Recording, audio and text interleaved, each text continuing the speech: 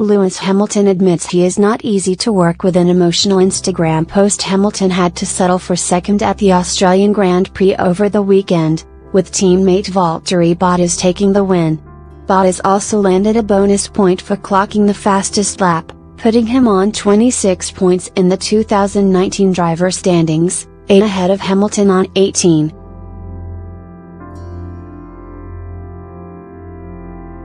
The 34-year-old vowed to bounce back at the Bahrain GP in 2 weeks' time, but before then he would head to the Mercedes factory in Brackley, Northamptonshire, to uncover more about the problems he had with his car in Melbourne.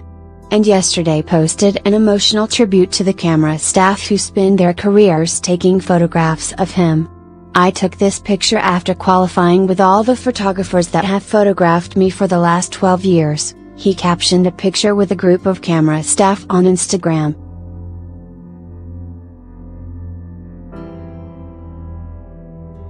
"I just wanted to take this moment with him as life is precious and can sometimes fly by. I know I'm not always easy to work with photo-wise, but I do appreciate you guys, thank you." Despite Bottas' early victory, Hamilton is not getting too down about the result. "I've been here a long time and I've never known after the first race," he said. "Usually after the first 4 races you get a better idea of where we all stand.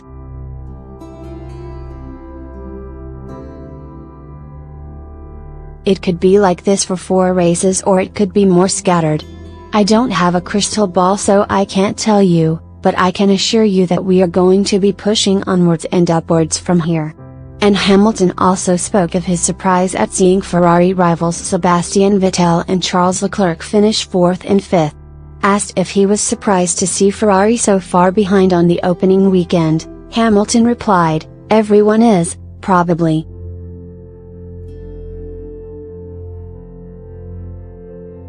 No one was expecting to have a gap like that when we came into the weekend.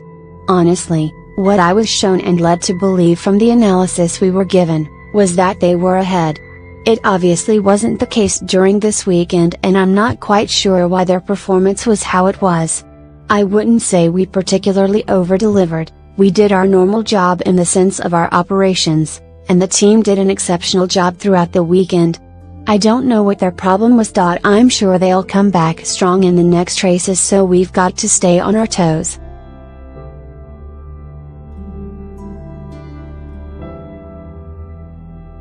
Next news. Former Bottas sponsor not responding to FKU outburst.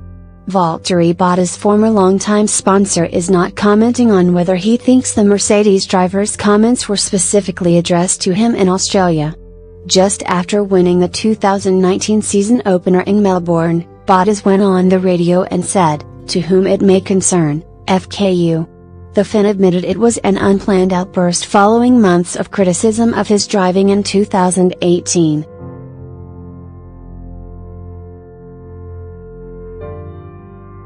It may also have been addressed to the widespread view that Bottas will be replaced by Esteban Ocon in 2020. But some believe Bottas was most hurt by the withdrawal of support by his longtime sponsor, Antonio Guajari, who had backed the 29-year-old since his childhood. "I'm not touching Bottas' comments," Arnaud Guajari told El Cinema newspaper. "His comments are his own and I don't take a position on them. However, given the withdrawal of his company Guajari's financial support of Bottas and Mercedes, Arnaud Guajari might be forgiven for being surprised by Bottas' win. I'm not surprised," he insists. "I knew Mercedes cars were in good shape." But when asked if he is surprised that it was Bottas who won, Arnaud Guajari added, "No. Hamilton's car had technical defects from the start."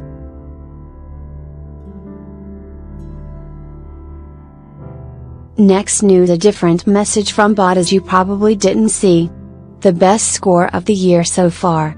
Scoring slightly better than last year's 4.59, it still paled into insignificance against 2016's score of 7.26, and with good reason. To put it politely, it was a poor race in my opinion.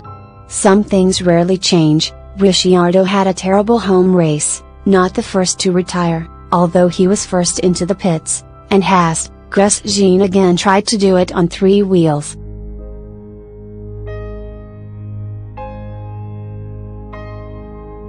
Verstappen tried his hand at trimming the grass, as did Leclerc. The conspiracy theorists had a field day, where did that hole in Hamilton's floor come from ?Ferrari had backed the wrong horse why was Vettel's car so slow? The war between Hülkenberg and Magnussen carried on as if the winter break never happened, and the number of overtaking opportunities was pitiful. Unusually, we did not have a safety car, so one-stop strategy for most cars.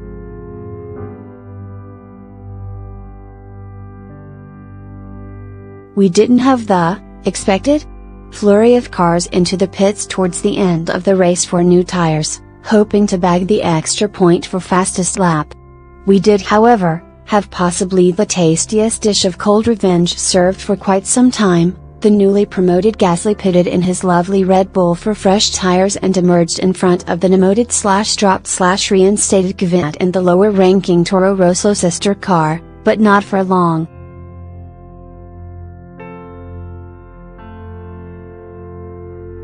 With his, admittedly older, tires already up to speed, Kvyat made short work of regaining the place and stayed in front of Gasly for the rest of the race, causing the powers that be at Red Bull to question the wisdom of their previous decisions?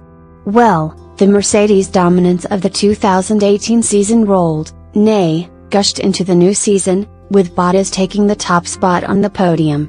Not gifted from Hamilton or the team, but claimed with both hands and held aloft triumphantly, in his very modest way.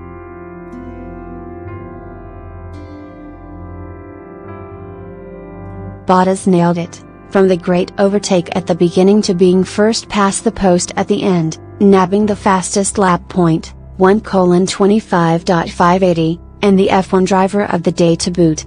No wonder he won our coveted title as well.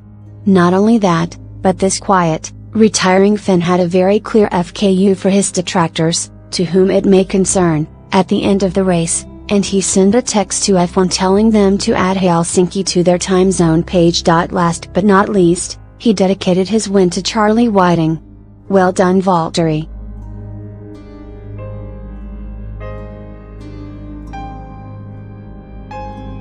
Next news: Alonso will come back to F1 within a year. Formula One and McLaren legend Emerson Fittipaldi is expecting fellow double world champion Fernando Alonso to return to the grid next year. Alonso quit F1 at the end of last year, having grown impatient in his wait for McLaren to return to former glories. Alonso was not present in Melbourne last weekend as the 2019 F1 season got underway, as he was Florida, winning the 1,000 miles of Sebring for Toyota in his World Endurance Championship campaign. The Spaniard's main target for 2019 is to complete the Triple Crown by adding the Indianapolis 500 to previous victories at the Monaco Grand Prix and Le Mans 24 Hours.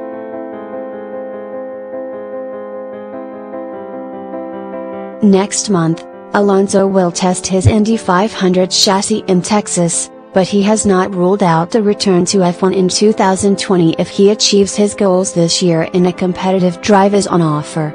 We all thought it was the Honda engine, in 2015 to 2017, but it was the same with the Renault, last year. In any case, I think he will be back to F1 within a year. I see him physically very well and mentally very motivated to win, so why not come back? If he has a car and a good team to win, he will surely come back.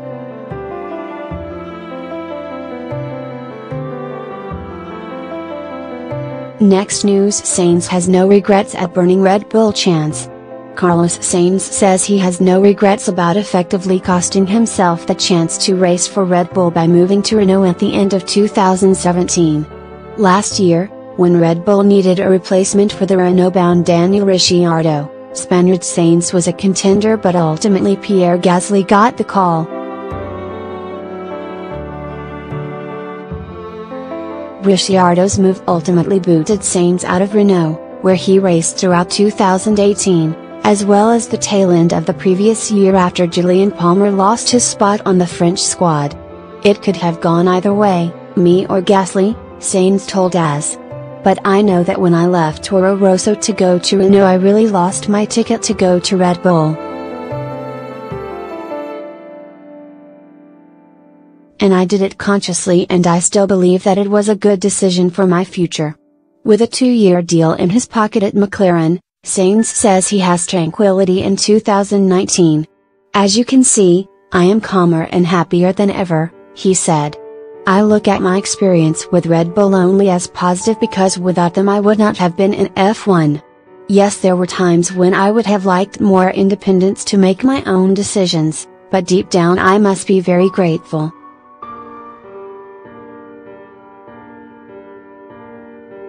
Right now, if you're not on Red Bull, Ferrari or Mercedes, I think the best place to be is still McLaren. I prefer to be here with a 2-year contract, and I would not change my seat for anything. Next news: Hülkenberg-Magnussen rivalry exaggerated in Netflix series. Kevin Magnussen and Nico Hülkenberg have denied that their feud is still simmering. In the newly released Netflix series Drive to Survive, Magnussen, who famously told Hülkenberg to suck my balls in 2017, is depicted as still prioritizing his rivalry with the German. An episode based on last year's United States Grand Prix centralizes on a perceived battle between Hülkenberg and Magnussen, although the German finished 3 places ahead of the Haas driver, who was later disqualified from the race. 2 points missing from the episode's reporting. Tied into the wider context of Haas and Renault's battle for 4th place in last year's Constructors' Championship, the rivalry is described as heated. However, Magnussen says he holds no grudge toward Hülkenberg. Hülkenberg agrees that the documentary makers exaggerated the rivalry. "It's just the usual competition we have in Formula One," he said.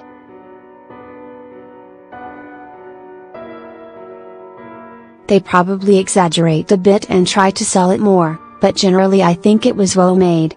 They've made it with sort of movie-like characters, and for insiders some of the scenes are a bit the reality is not quite as dramatic." Christian Horner and Cyril Abiteboul also hit back at the way their rivalry was depicted in the series.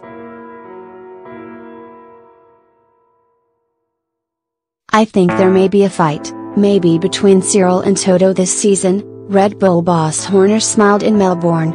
Renault's Abiteboul said, "Did I like everything that I saw in it? No. I think it's important to have some formal disclaimer that although it's unscripted, it's a bit of fiction also."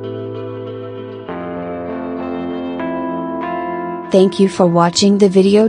Be sure to share and subscribe to your channel to get the latest sports news around the world. Wished health and success. Goodbye.